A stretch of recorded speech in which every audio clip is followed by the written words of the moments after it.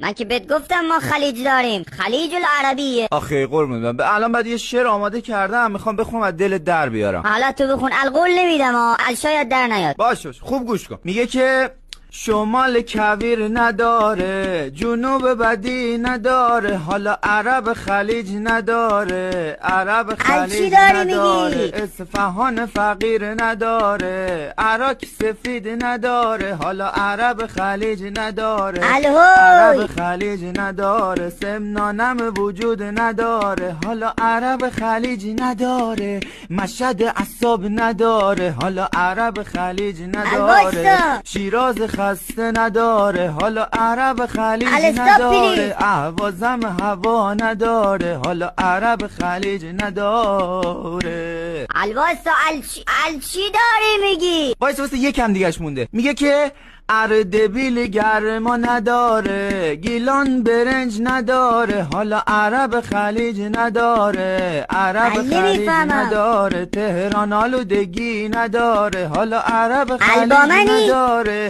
بوشهر سرما نداره، حالا عرب خلیج نداره، بندر که جنسی نداره، اصلا قزوین که ترس نداره، عرب خلیج نداره، عرب خلیج نداره. حالا ما